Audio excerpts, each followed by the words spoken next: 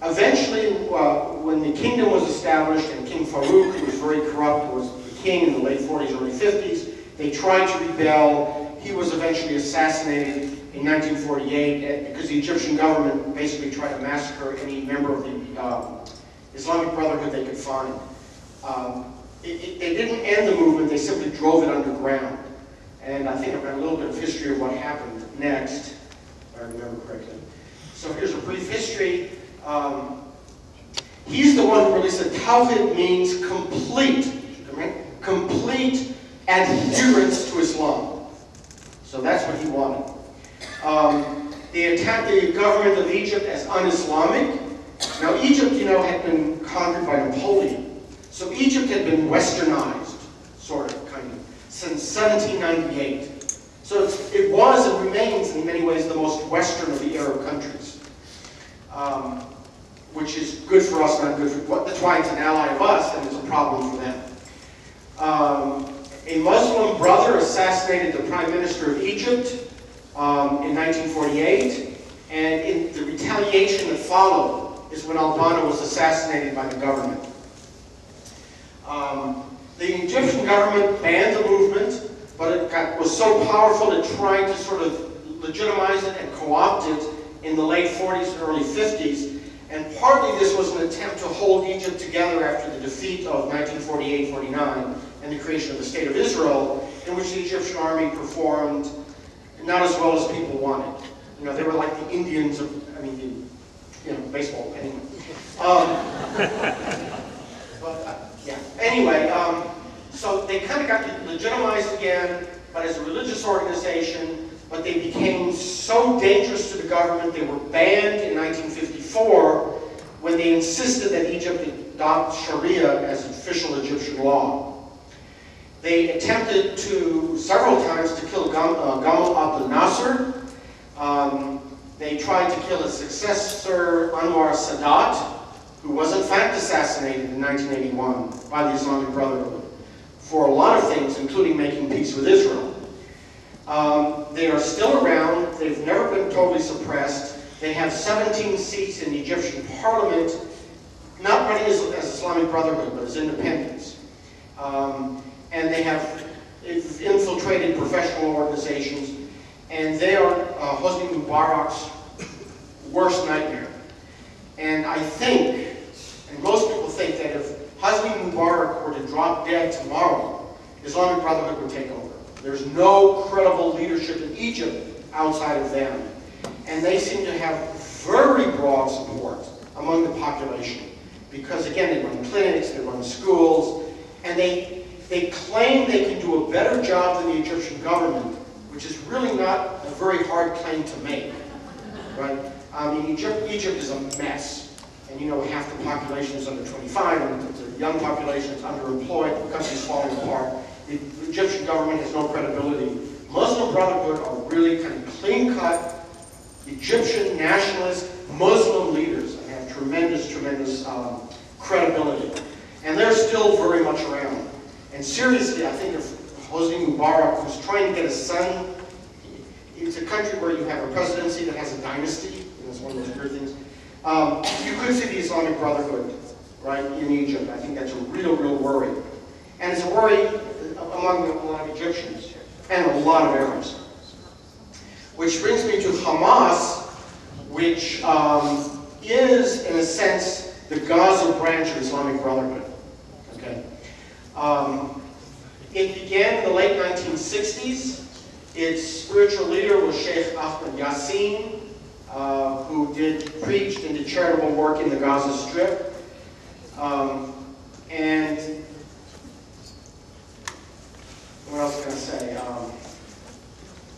This is, the rest is not all that important, just some dates. But you can see their symbol. You can see the land of Israel there.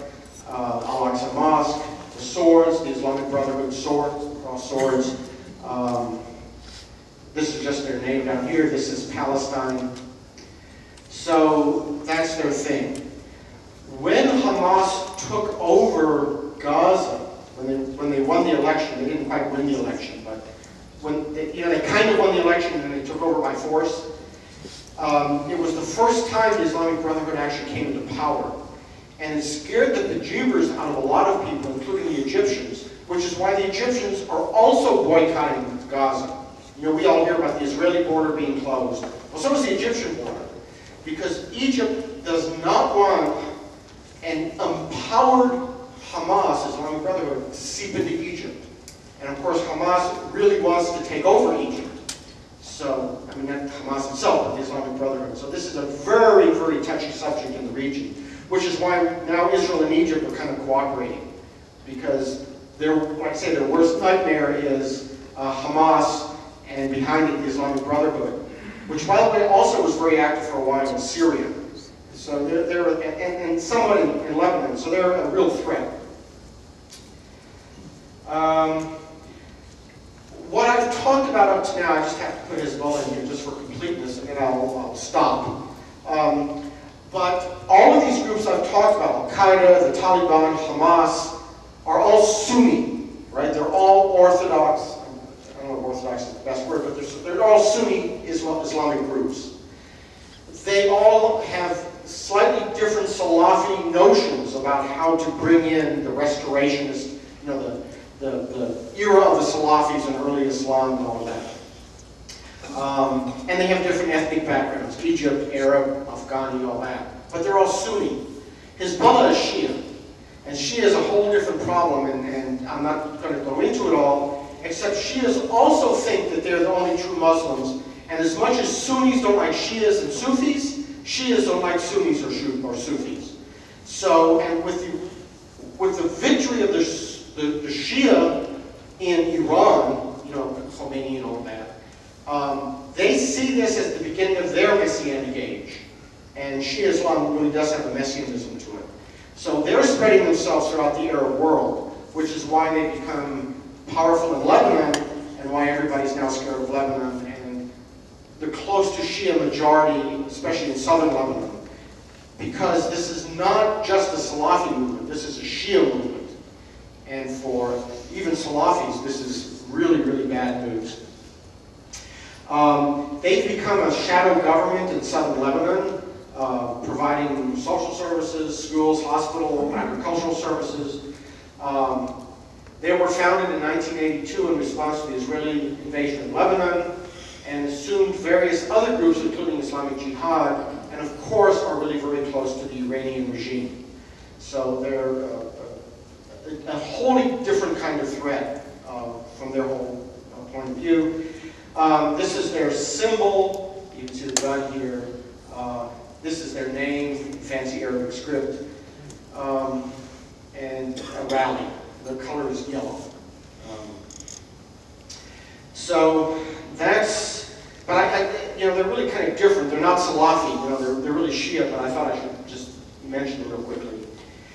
And what all of this is about is a struggle over the future of the Islamic world.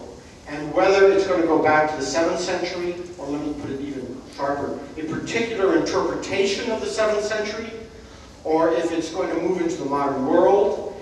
And as much as we are suffering from that, it's very, very real to most Arabs and Muslims who find this to be extremely scary and see themselves correctly as the real targets. We're only the targets because we're helping. And that's what's at stake here. It's really the future of the Islamic world that's at stake, and with some very strong messianic kind of pretensions about it.